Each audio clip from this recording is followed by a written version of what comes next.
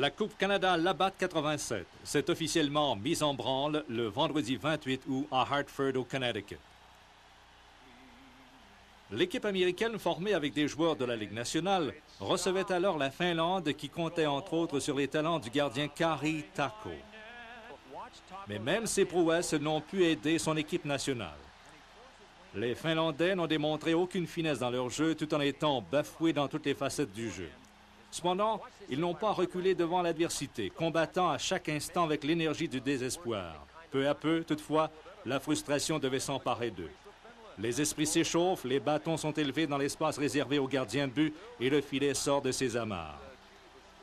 Les Kuri, Ruotsalainen, Tikkanen, Otto, entre autres, se bousculent. Quelques instants plus tard, le long de la rampe, Ville Siren voit sa passe à Gronstrand perdu dans l'enclave et c'est un but américain, celui de Pat Lafontaine.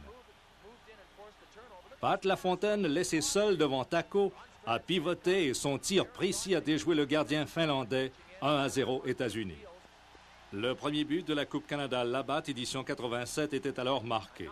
Les Finlandais sont cependant revenus à la charge. Profitant d'une mise en jeu à la droite du gardien américain, les Finlandais ont pu passer la rondelle à Timo Juttila, qui, avec un tir faible de la ligne bleue, a trompé la vigilance de John Van Beesbrook. Les États-Unis ont gagné le match 4-1. Pat Lafontaine, membre de l'équipe américaine aux Jeux olympiques de Sarajevo, maintenant avec les Islanders de New York, a été l'étoile du match pour son équipe, tandis que le gardien finlandais Kari Takko méritait le même honneur pour les perdants. La Finlande terminera le tournoi sans avoir inscrit un point au classement. À peu près au même moment, à Calgary, le Canada affrontait la Tchécoslovaquie.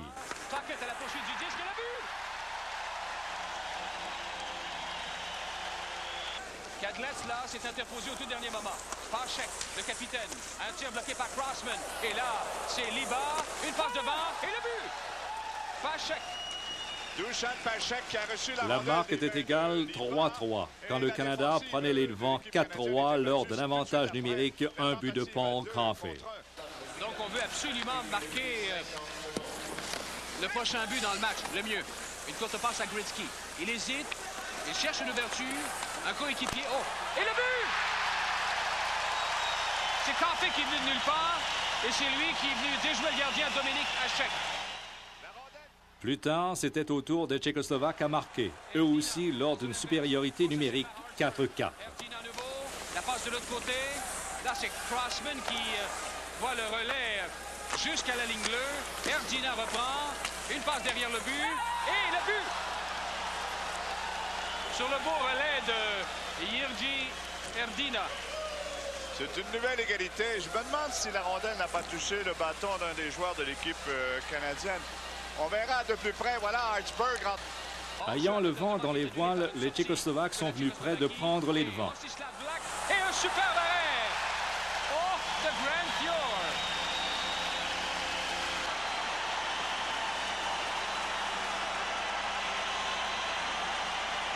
Mais Grand Fjord a exécuté tout un arrêt du tonnerre devant Rodislav Vlach. Et à son tour, le Canada, dans les derniers instants du match, est venu près de rompre l'égalité. Un tir frappé, bel arrêt! Superbe arrêt de Dominique Hasek. Ah ben, jusque-là, c'est Hasek qui fait la différence. La rencontre devait se terminer par un verdict nul de 4-4.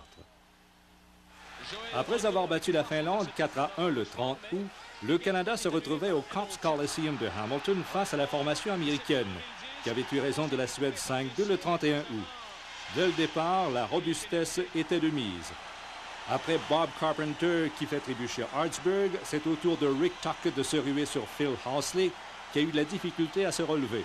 Sans doute la mise en échec du tournoi. Plus tard, après avoir été mis en échec par Chris Nilan, Mario Lemieux lui passe le bâton au visage. Et le pédine misère, Kevin Deneen se rendra au banc après un dur plaquage de Gary Suter. On n'a plus revu Deneen du tournoi. Il a du mal à se relever. Je pense que c'est la jambe gauche qui est demeurée coincée contre la clôture. Voilà la rondelle perdue.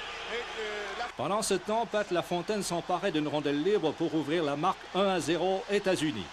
Par après, le Canada s'est mis au travail. Mario Lemieux, qui devait réussir un truc du chapeau, enfilait son premier sur un tir frappé. Mario Lemieux!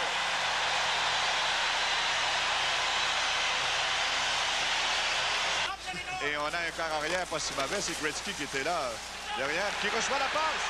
Son lancer rate la cible. Et le but! Mario Lemieux. Avec 3 secondes à faire dans la période et 52 secondes dans la pénalité. Oh, voilà un but extrêmement important. Mario Lemieux avec son 2e but du match. Et encore une fois, la reprise. Oui, c'est la mise au jeu. Immédiatement, comme tu disais, Claude, c'était Gretzky qui était le corps arrière. La belle passe de Café. Le tir de Gretzky est raté. Je ne peux pas penser là-dessus qu'il essayait une passe à Lemieux. La rondelle touche à la bande derrière Van Riesbroek et revient sur le bâton de Lemieux. On n'a pas réussi à décrocher un tir. Le déploiement défensif des Américains est fort étanche, très efficace vers Gretzky. Gretzky ensuite à Café. La passe devant, l'arrêt de Van Riesbroek. Et c'est repris par Gretzky. Le but! Mario Lemieux.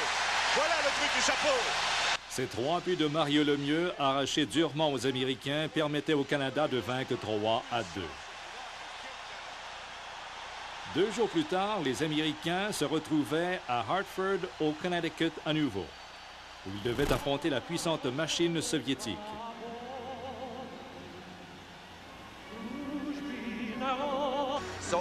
Le match a été âprement disputé. Joe Mullen présente sa hanche à Igor Kravchuk. Wayne Presley fauche un adversaire à la ligne bleue du territoire américain. Ed Olczyk épingle un soviétique à la clôture. Et même le gardien Tom Barrasso y ajoute son grain de sel. Il a failli décapiter Andrei Khomutov. Le moment le plus sombre du tournoi est survenu dans ce match. Cela se passait en zone neutre. D'abord, un bâton élevé de Lomakin à l'endroit de Gary Suter, qui, sans avertissement, réplique avec un coup de bâton au visage de Lomakin. 5 minutes à Gary Suter, qui plus tard a été suspendu par la Ligue nationale, et Lomakin, qui saignait abondamment. Viktor Tikhonov est furieux. Ce geste de Suter a cependant fouetté l'ardeur des Soviétiques qui ont marqué peu de temps après. Coin de la patinoire, c'est Krutov qui vise Makarov devant le filet et il marque 2-0 URSS. Tirant de l'arrière, les Américains n'ont toutefois pas lâché. En zone de l'URSS, un tir qui effleure un bâton, la rondelle s'en va dans le coin, Pervukin met en échec un Américain, la rondelle réapparaît dans l'enclave, Presley tire, arrêt de Milnikov à 2 reprises. À l'engagement suivant, les efforts des Américains ont porté fruit. Chelios à Joe Mullen, il marque! Un tir frappé de Joe Mullen qui a trompé la vigilance de Milnikov à sa droite suite à la belle passe de Chris Chelios.